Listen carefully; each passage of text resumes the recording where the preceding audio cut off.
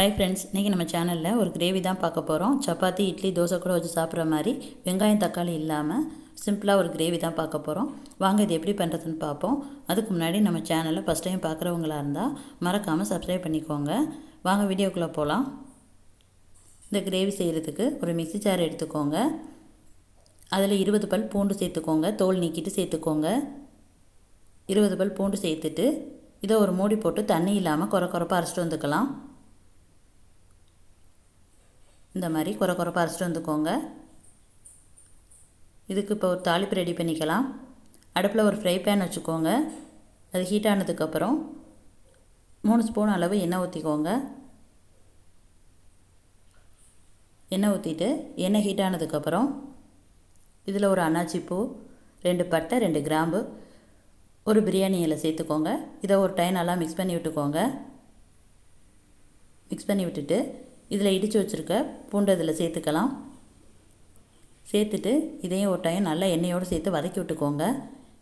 இது செவந்து வர்ற அளவுக்கு நல்லா வதக்கி விட்டுக்கோங்க. அடுப்பை மீடியம் ஃப்ளேமில் வச்சுட்டு இந்த எண்ணெயோடு சேர்ந்து நல்லா பூண்டு வெந்து வரட்டும். இது எல்லாத்தையும் கட்டி இல்லாமல் இந்த மாதிரி உடச்சி விட்டுட்டு ஒரு செவந்து வர்ற அளவுக்கு நல்லா வதக்கி விட்டுக்கோங்க. எண்ணெயோடு சேர்த்து நல்லா வதக்கி விட்டுக்கோங்க.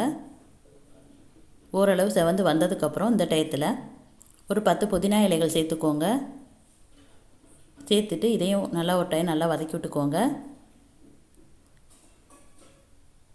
வதக்கியாச்சு. இப்போ மசாலாலாம் சேர்த்துக்கலாம். 1/4 ஸ்பூன் மஞ்சள் தூள், 1/4 spoon red chilli powder, 1/2 spoon மிளகாய்த்தூள், 2 ஸ்பூன் மல்லித்தூள் சேர்த்துக்கோங்க.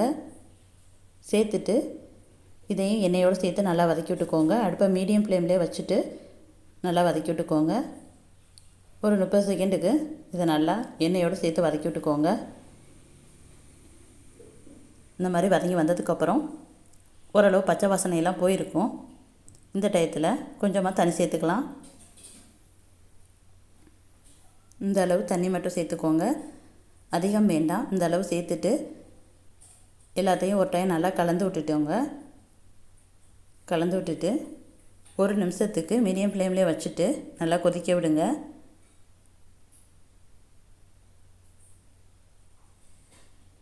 மசாலாவில் உள்ள தண்ணியெல்லாம் நல்லா வற்றிட்டு எண்ணெய் பிரிஞ்சு இந்த மாதிரி வந்ததுக்கப்புறம் மறுபடியும் ஒரு டைம் நல்லா மிக்ஸ் பண்ணி விட்டுக்கோங்க.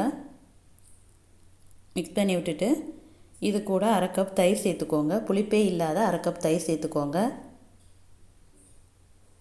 1/2 கப் தயிர் சேர்த்துட்டு இதையும் ஒரு டைம் நல்லா மிக்ஸ் பண்ணி விட்டுக்கோங்க.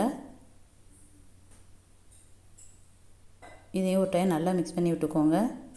அடுப்பை மீடியம் ஃப்ளேமில் வச்சுட்டு இதை ஒரு டைம் நல்லா மிக்ஸ் பண்ணி விட்டுட்டு இந்த கிரேவிக்கு தேவையான அளவு உப்பு அந்த டயத்தில் சேர்த்துக்கோங்க.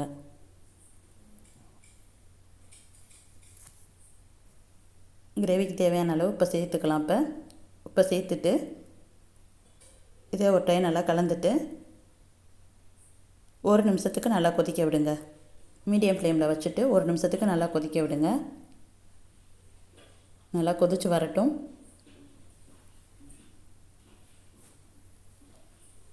இந்த மாதிரி நல்லா கொதித்து வந்ததுக்கப்புறம்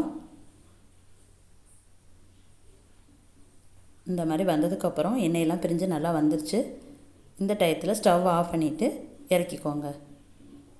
அவ்வளோதான், சிம்பிளாக டேஸ்ட்டாக ஒரு கிரேவி ரெடி பண்ணிட்டோம். வெங்காயம் தக்காளி இல்லாமல் தயிர் மட்டும் வச்சு செஞ்சாச்சுங்க. நீங்களும் இதே மாதிரி செஞ்சு பாருங்கள். பிடிச்சிருந்தா லைக் பண்ணுங்கள். பாய்.